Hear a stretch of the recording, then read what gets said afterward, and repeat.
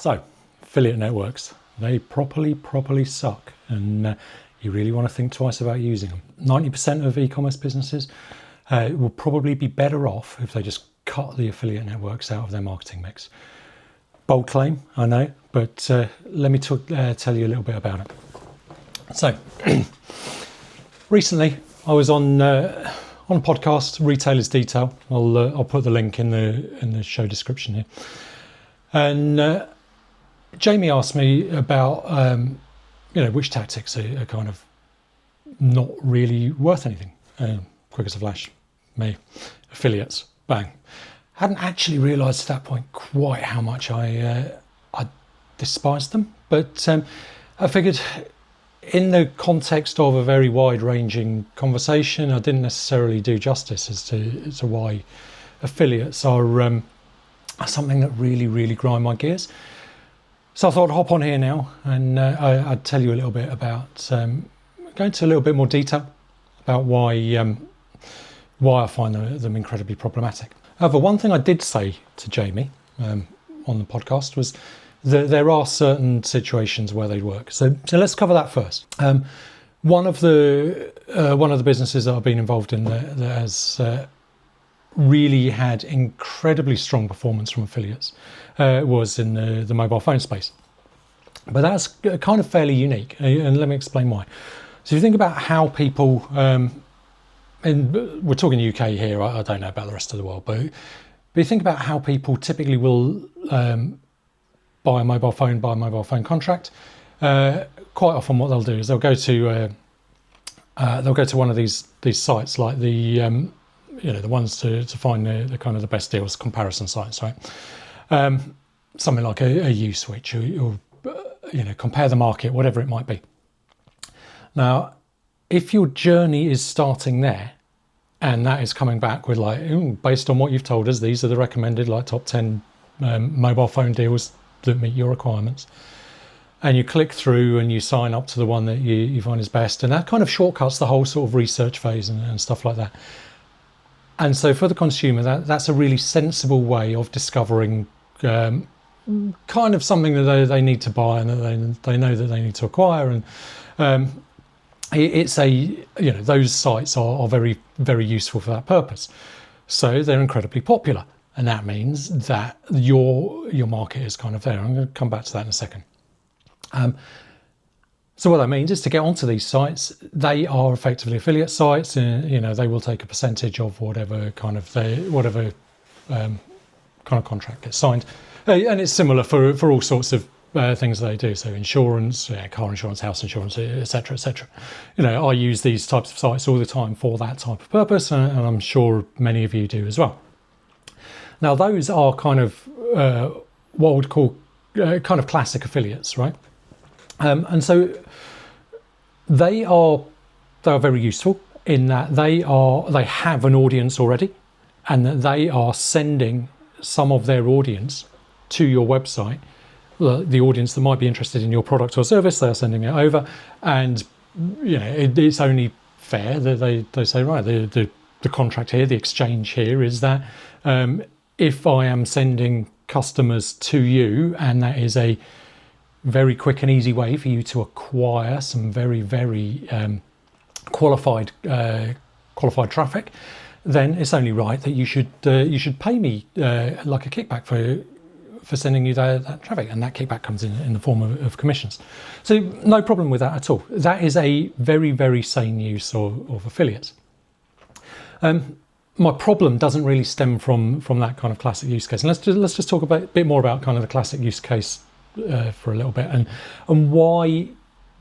how kind of affiliate networks kind of grew up, and what the sort of the process is. So if you think about marketing to start with, right? Marketing, I like to simplify things, and one of the ways I like to kind of sum it up is, how do you actually get people to convert on your website? So really, you got to ask yourself three questions, right? What is it that I actually want people to do? Is it to sign up for a lead form? Is it actually make a purchase? As an e-commerce guy, for me, it's all about that conversion. I want them to make a purchase, and ideally I want them to come back and make multiple purchases. So we know what we want them to do. It's fairly obvious. Who is likely to do it? Now, this is kind of that's your kind of classics of marketing personas and all of that kind of stuff. Who am I actually targeting? How am I actually going to talk to them? What's the message? And then the final thing is, where actually are these people? And online, like where are these people? This is kind of what the affiliate business was originally kind of set up to solve. Now, it all kind of grew up in a time when the internet looked very, very different to how it does today. Especially in the pre-social media age, and even the early social media age, we weren't using Facebook, Twitter, Instagram, TikTok, all of these kind of networks as our kind of primary jumping off point to the internet quite as much as we are today. We would probably, like early noughties, be using search engines like Google.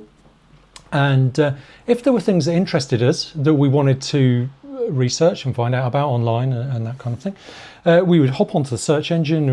We would probably find ourselves going and maybe bookmarking several websites that were relevant to our interests, and they may be blogs, they might be forums, but quite often these were not so much businesses as they started life as kind of enthusiast run websites, and many of them did kind of grow into legitimate businesses, but kind of the way the sort of the web evolved was in that kind of way.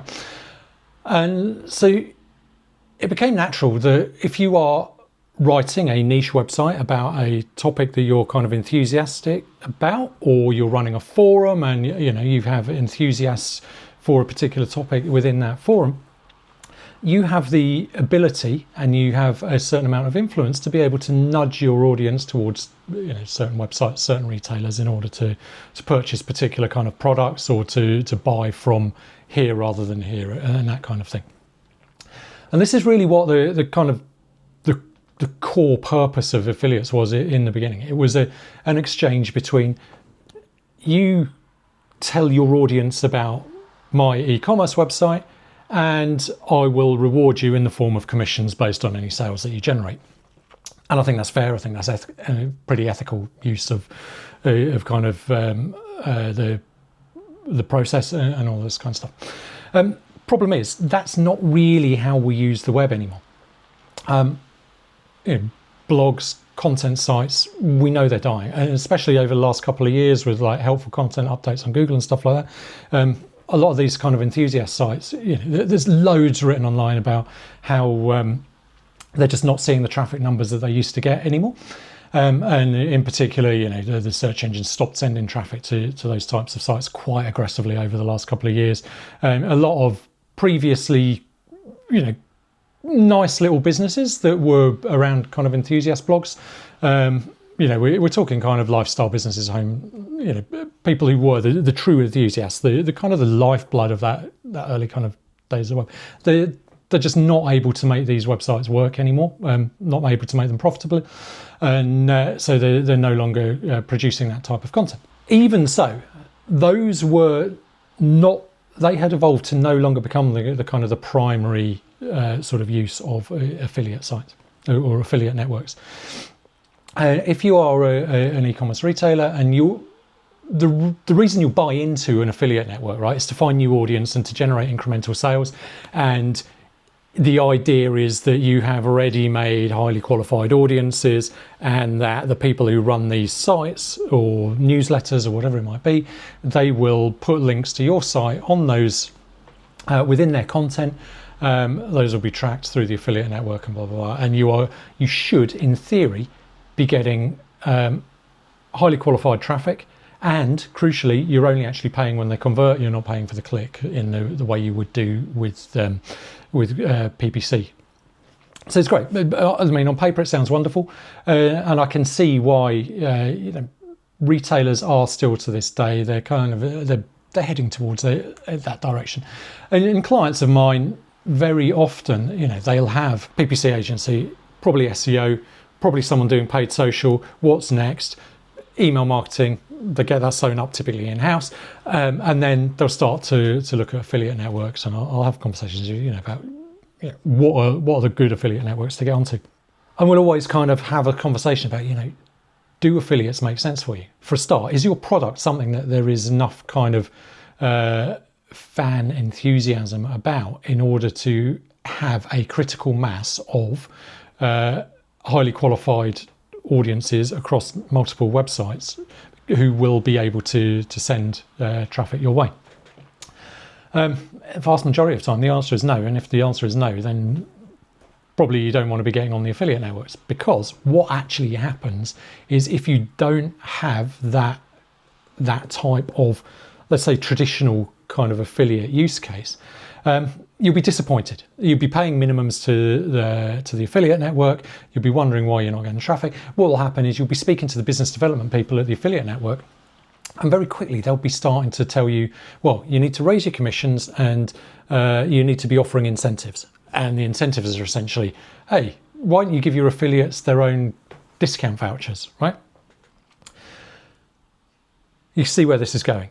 Now, what's actually happened, certainly in the UK market, is the vast majority of affiliate sites, or the high performing affiliate sites, are actually nothing more than, they're churning out voucher codes, right? What they're doing is they're scraping the affiliate networks, they're finding the voucher codes that we're offering as retailers, and they are publishing them. Now, what's actually happening there? So you think about it like vouchercodes.co.uk or whatever it might be. Now think about how that is working for the customer journey. That is not going to be incremental revenue. What's actually happening is customer has already found your website. They are already considering making a purchase with you, and they will be working their way through, and quite often they'll get to the checkout and they'll see that nice little box that says, do you have a discount code? What do? They open another tab, they bounce off to Google, this retailer XYZ, discount code January 2026. And what do they find? Google presents them a list of 10 of these kind of voucher code aggregators. They'll go to one of those, they will click on that top link. Oh, it opens up on your site. The voucher code might work, it might even not work, doesn't matter. They have got that click, they have claimed that they have sent that traffic to your website.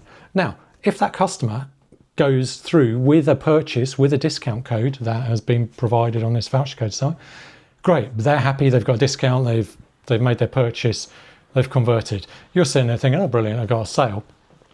But let's think about the impact on that sale and the impact on your margins. So first and foremost, you have to sign up to a monthly fee with the affiliate network. So that is coming out of your margins, step one.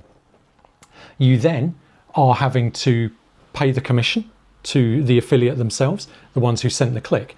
So someone who is already on your site, they've hopped off for 5 minutes, they've clicked back round and navigation back to your site. That is now claiming that they are somehow relevant enough in capturing that sale that you should pay them like 10%, 15%, 20% of the transaction value. And then the final thing is, if it is a voucher code site, you're eating into your margins because you're then offering a discount. So think about how much is coming off your margins there. You could be eating like, I don't know, 20, 30% off out of the kind of the margins on that, or the overall cost of that sale. Now, with margins being squeezed and as tight as they are within e-commerce, you could essentially be making a loss on that sale, right? And this is happening all the time, and I see this constantly.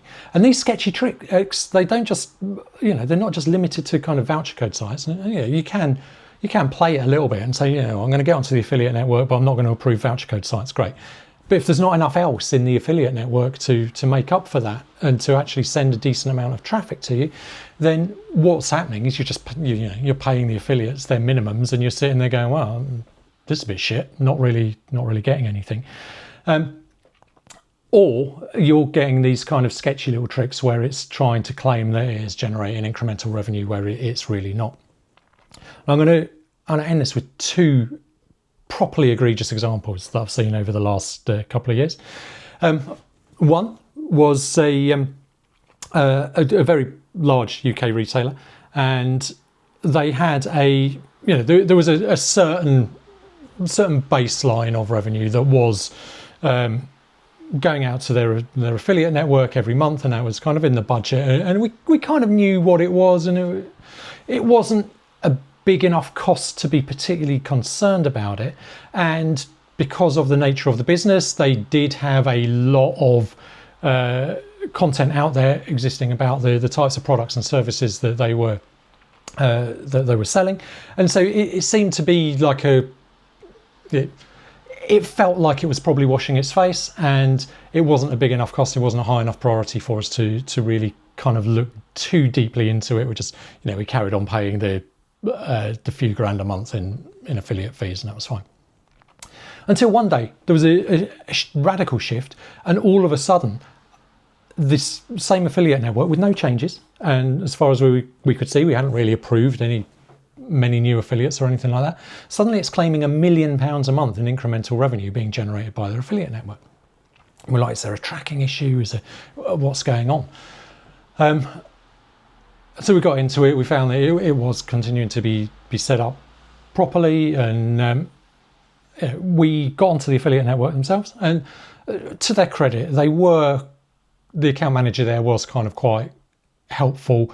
He fully believed that they were generating incremental revenue for us, and so helped us to engineer some tests. And what these tests did were they were designed to, with certain amounts of sort of segmentation, stuff like that, able to kind of demonstrate that the clicks that we were getting were actually adding incremental revenue. And guess what? The results were, after running these tests for a few months, incremental revenue barely there. So the £1 million that they were claiming, pretty much we could say with some authority that we would have got anyway, right? And this is a problem with affiliates. Quite often they're inserting themselves into sales that you have already done the work to acquire. And so why the hell are you going to pay someone else just a tax for your own hard work? It just doesn't make sense. Absolutely bananas.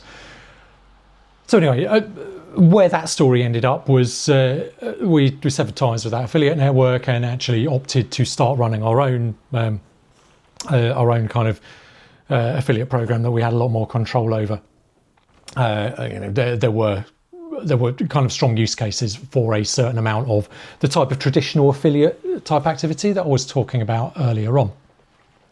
I mean, that was pretty bad, but we proved it, we moved on. And to their credit, the affiliate network in question, they understood where we were coming from, and they didn't really kind of question the decision. One that I found was possibly the worst case of affiliate network sketchiness, scumminess, whatever you want to call it. Working with a jewellery retailer a few years back, and they had a new affiliate network, and actually it was a new affiliate network that had kind of spun up out of another technology provider that was more in the kind of the platform and e-commerce space. And so they were trying to kind of branch out into marketing and get these nice kind of additional sort of monthly recurring revenues from their client base. And so they created their own affiliate network. Now, this is where things started to go wrong. Because they had a little bit more of a kind of close connection to the web development side of things as well, what they actually did was they put what they were referring to as kind of exit intent signal tracking on the website.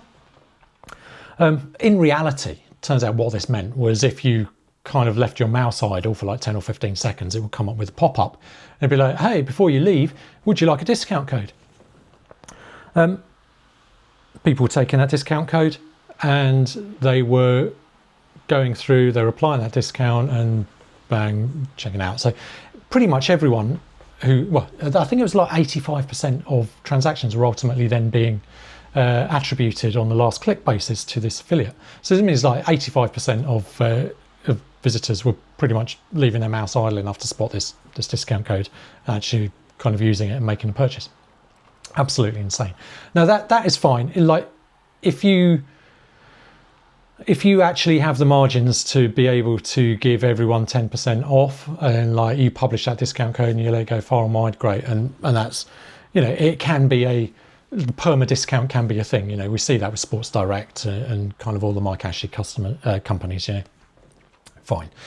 If you see something that is saying 70% off, great, and you you buy it, you know it's not really 70% off, but it makes you feel like you've got a bargain, right? So that kind of thing is fine.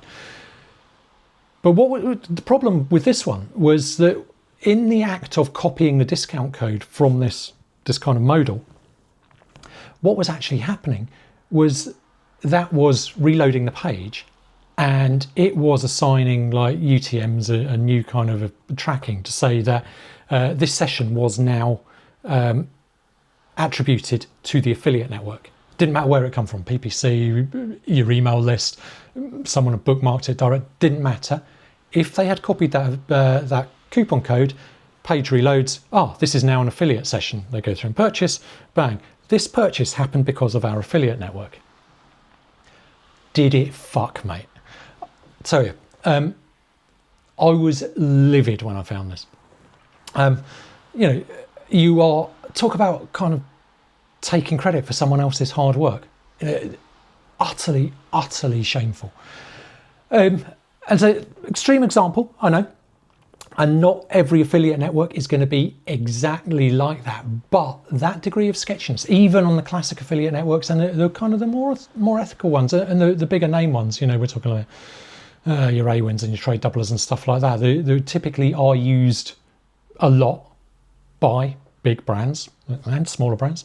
There is that amount of kind of sketchiness where it's, how do you really know that the affiliate has kind of driven this sale, particularly if it's an affiliate that is really pushing you to use discount codes and to apply these kind of mid-funnel tactics and trying to nudge you towards the types of sites that people find when they're already high intent customers on your website. So what I would say in summary is, if you're thinking about using affiliates, first of all, ask yourself whether you are in a market where it actually makes sense. If you are in a market where it actually makes sense, then proceed with caution and make sure that you understand exactly how much incremental growth you are expecting to see. And don't just trust the affiliates as saying, don't just look at the channel in isolation and trust that data and say, oh, this affiliate is saying that they've generated £50,000 worth in revenue this month. Great, that's actually a good CPA. Ask yourself, if I didn't have that affiliate, would that 50 grand still come in? Because in many cases, the answer is yes. I assure you, in many cases, the answer is yes. If you're already running affiliates, then do some experiments. Find ways to. I've done things before, like just disapproved the highest revenue generating affiliate for a client before, and seeing what happened. And guess what? Monthly revenues just simply did not change. There are ways you can kind of think about this and test it.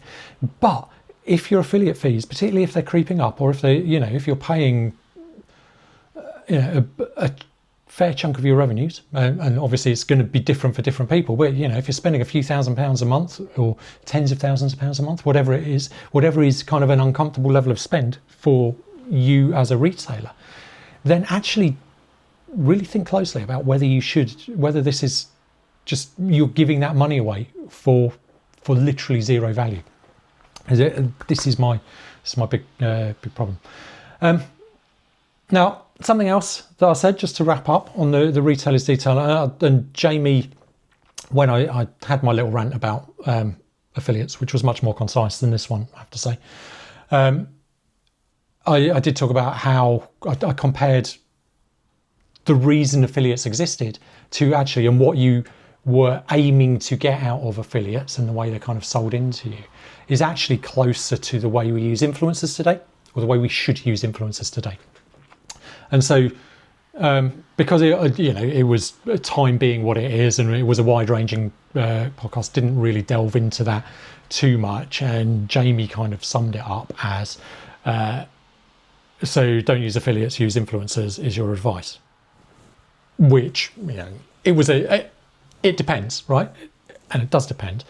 And so please don't assume that I'm saying in every case affiliates, no influencers, yes, because influencers have their own kind of own issues, and there are plenty of stories out there about kind of sketchiness in those networks as well. And I think that's going to be a future video as well, how to actually work with influencers properly and how to actually use them within your business.